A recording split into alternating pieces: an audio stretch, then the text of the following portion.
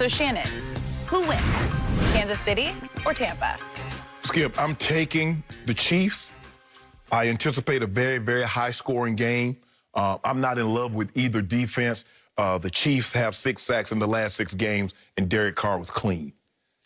Well, you leave 12 in Tampa clean, and he'll pick you apart. So that's why I'm anticipating a very high-scoring game. Would I be surprised 41-38, 45-41? I would not be surprised if I got a score to approach that. Skip, Mahomes is great. I mean, I don't really know what else there is to say about him. I mean, he's 27-2, I think 27 touchdowns, 2 interceptions, 3,000 yards. He's on pace to throw for 40 touchdowns and almost 5,000 yards, right at 5,000 yards. The key for Tampa, Skip, they're going to have to run the football. You're gonna have to control the clock and run the football. And I believe you can run the football against Kansas City. Kansas City defense doesn't look like it did at the midway in finishing up last year. It looks like the 2018 defense, Skip, that had trouble, and that's what cost them from getting to back-to-back Super Bowls because they couldn't stop Tom Brady, even though they got him in 3rd and 10 3 straight times in the championship game. They couldn't get him off the field, and it's starting to look like that defense again, and that concerns me. Tampa's banged up. Donovan Smith has been out all week. He got hurt in the game, but he finished the game against the Rams. The center, he left the game, Skip, and Arians is talking like he might be having a career-ending injury. Ali Marpet was in concussion protocol the last 2 weeks. So if they get him back... I think they will. You think they will? I think so. He did practice twice. The question is, if you can't generate pressure on Tom Brady, you can't beat him.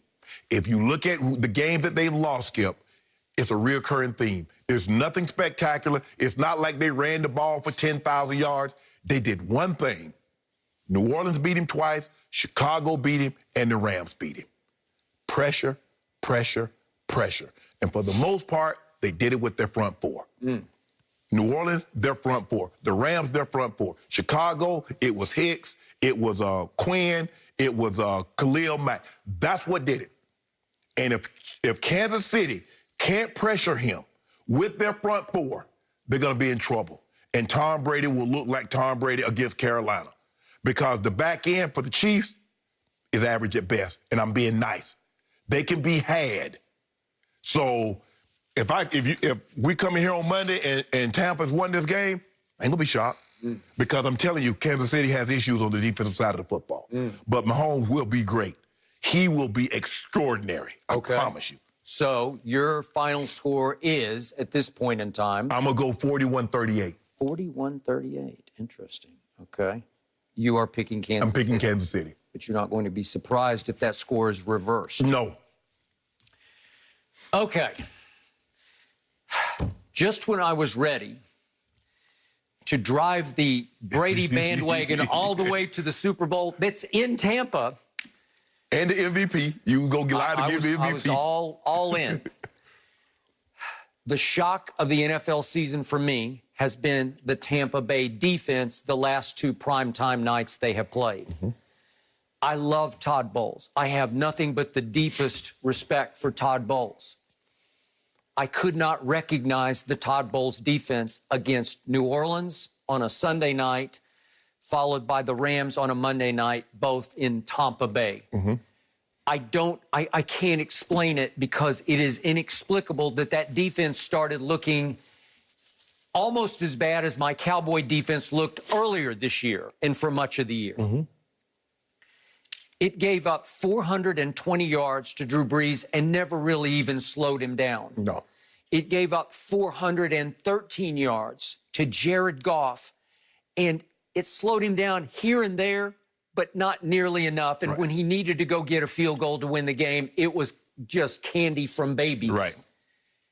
They did not blitz Jared Goff much, and when they tried, he ate it alive. So the defense that has lived and died off blitzes, creative blitzes, especially featuring those 2 inside backers who just wreak havoc. Looping, stunting, coming from everywhere, corner blitzes. Nothing worked against the Rams, and they backed off very quickly on that. So what am I supposed to do with this? The greatest thing about Patrick Mahomes' year so far is he has annihilated blitzes. That's what he's done the best. It's not even close what he's doing. His QBR versus blitzes is 98. That means he's rarely missed a throw against a blitz. Okay, so what Todd Bowles does best is what he eats the most. He eats the most. he lives for blitzes. It looks like he's like his eyes light up because he has the most dangerous receiving core to me in all of pro football because nobody has the electrifying speed of Tyreek. No. And no tight end is better than Kelsey. Listen, he is a wide receiver playing tight end. Yeah. He's so athletic. He and Mahomes have such a wavelength that those are the two best weapons in pro football, and Patrick has them right at his fingertips. And he trusts both of them to the nth degree. Jamel Dean is one of the starting corners. He got concussed in the second half of the Rams game, and he did not practice this week. I'm going to guess he's not going to play. Right. Help me out. What am I supposed to do with this now? Yeah. The defense has been pitiful in 2 straight games. Here comes an even better offense, and a starting corner is not going to play. What do you think's going to happen? Listen, seriously, your man, my homeboy, should be ashamed if he doesn't score 40 points. Seriously, it's on a silver platter to score 40. Skip, you talk about how Todd Bowles likes to blitz, but if you look at when he was in Arizona, what did he have? He had 2 guys, Crow and Pat P, that can go lock people down. So now I can blitz, Skip, because now if you blitz, you got young guys on the back end that they guess entirely too much and they have lazy eyes because they're not paying attention to the receiver. They're trying to get cheap picks. And next thing you know, guys double move them, guys will run by them. You're like, bruh. Because in my life watching professional football, observing, covering pro football, I've never seen more open receivers than Drew Brees had on that Sunday night. I'm talking about wide open where it's 10 yards of distance to the DB. And if I'm in teams, what it looks like to me is that the teams are trying to put those guys in space. And so Todd Bowles is trying to cover up for them being in space by blitzing them.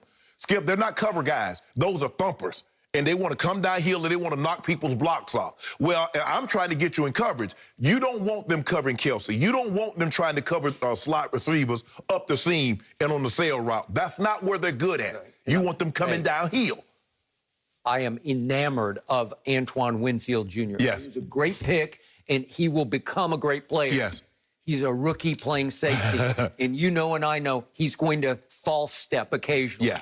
He's going to bite. He's going to be a little late. It's just going to happen. Yeah. So they're not great in the back end. I thought their front end would wreak more havoc than it has wreaked because Shaq Barrett led the league in sacks last year, and he's not on that pace anymore. No, well, Skip, here's the thing.